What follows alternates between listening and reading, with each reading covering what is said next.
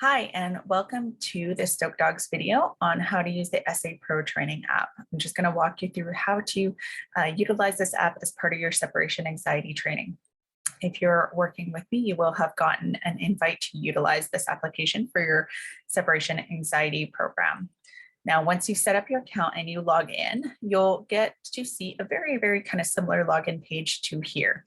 Now, this one has a few exercises already logged in. I wanted to show you how it would look once you're really starting to use it. But this is kind of your dashboard page on home. So you get to see the best duration you've achieved so far. You're going to see kind of your progress in terms of how many exercises you've aced, how many went okay, how many struggled, and so on.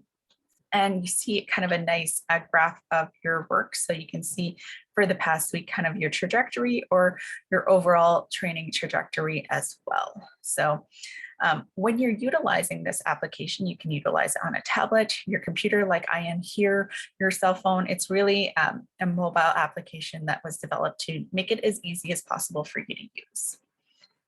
Down at the bottom, you'll notice there's some icons. Now here is your home tab. That's what we're on right now.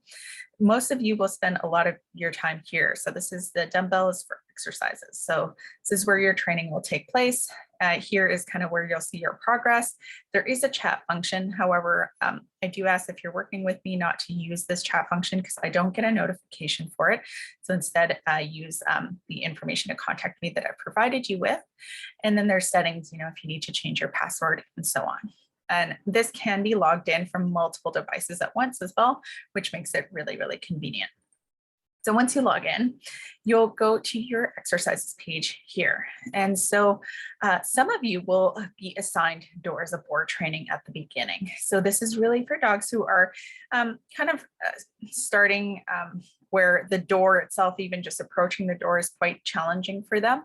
So many of you will just be starting with departures and you'll actually never use this tab, but I'll walk you through how to use it anyways. So the doors of war, you would click here. And what you see are steps that I've assigned. So on this account, I've assigned multiple steps to practice. And you can see the step instructions here if you kind of want a reminder of which one, because you want to select one to work on. And so you would just kind of select one. So I'll just say step 4 and I'll hit go. And so this one says walk to the door, turn, depress the door handle, and return. So you're not going outside, you're just going to the door, jiggling the handle essentially and coming back. And so you're going to do a number of repetitions. And so you do your repetition and you take a 30 to 60 second break in between and you repeat the next one. And every time you just check them off until you are at the bottom of the page. So just check, and so on. And then you don't have to do all 10. You can add more if you like as well. It's kind of up to you. And then you're going to hit complete exercise. Now the application automatically captures the date and the time. So unless you're entering this information later, you would then adjust the time because time of day is a really important factor for some dogs in separation anxiety training. And you can write some notes about how the exercise went. So maybe just some general comments on how your dog did. And importantly, I want you to rate things. So aced it means your dog really had no issue. Maybe they followed you around, but they didn't seem too anxious. They're just more like, what are you doing? That's really more the aced it. Okay is your dog's showing a little bit of stress, maybe a bit of panting, kind of watching you, a little bit, maybe one tiny little whine.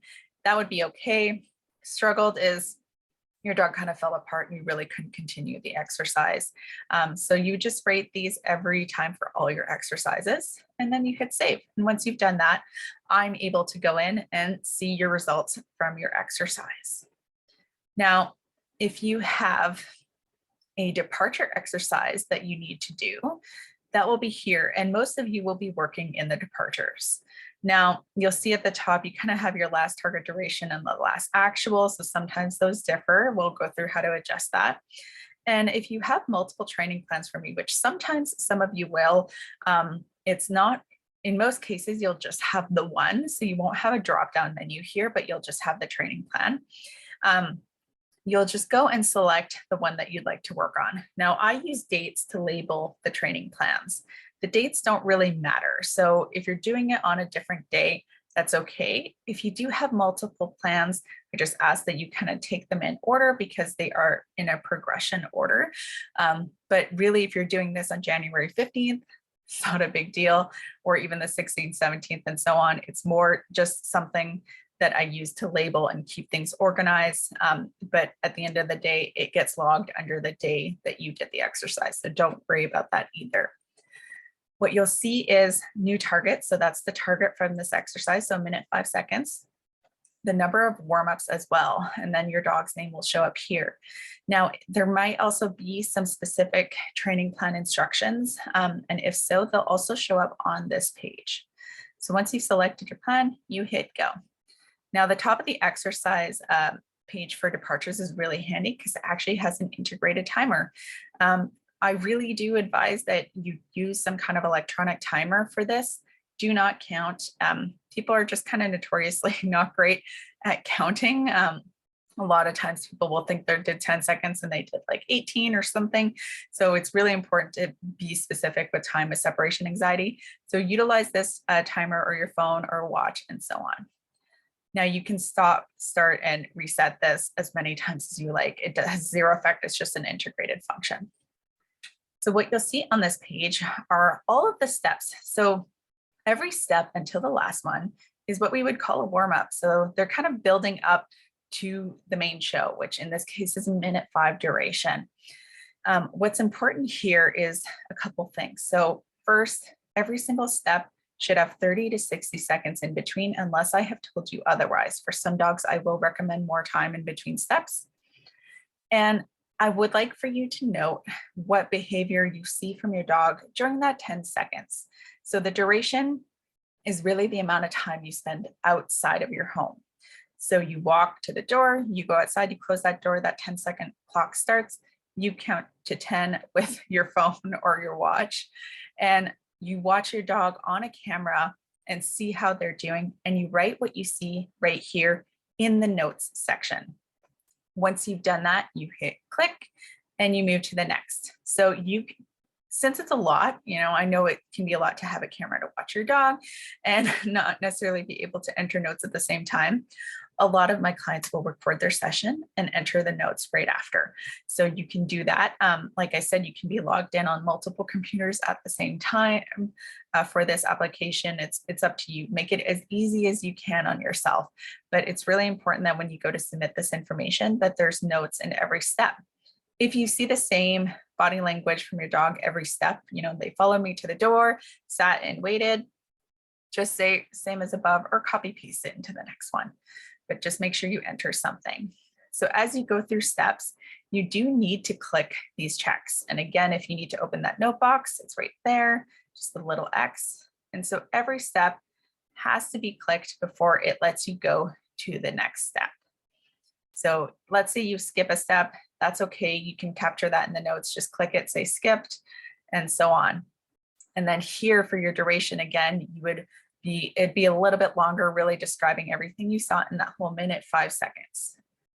Now you've got all that filled out, you would hit complete exercise. And again, if you're entering this a bit later, just make a quick adjustment on the time. And you're going to rate it. So let's say your dog just aced it. Like they just kind of followed you, but didn't cry or anything, just kind of sat waiting at the door. That's an aced it. So you hit aced it here.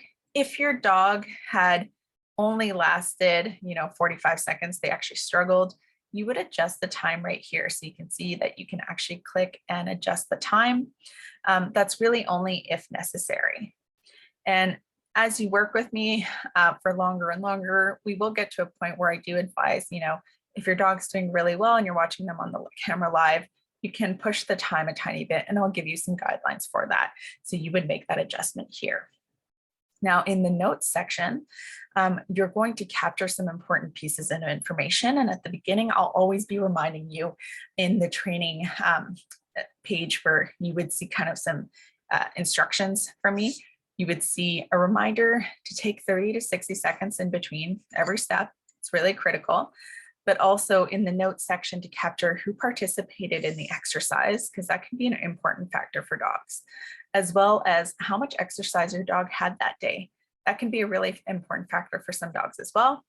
And then I want you to capture what I call environmental factors of note. So that is something that's kind of off that day. So maybe your dog wasn't feeling well, or there's construction noise from the house next door or in your building, or fire alarms went off that day, things like that, just because those can have an impact on your training. So it's important to just capture that in your notes. You can also just provide some general comments on how things went. Once you've hit all that, you just hit save and you are done. It takes you automatically to your progress tab and you'll see kind of your progress for the week. You can click all to see your overall progress, all the exercises, and up here you can click for doors of board if you have done some of that. So that is how the SA Pro training app works. It's really simple and straightforward. I hope this video kind of helps you get into it. Usually I would say kind of the first week, expect some hiccups. Everyone has hiccups with their setups. Don't be too hard on yourself. And yeah, let's get training and see some progress for your dog.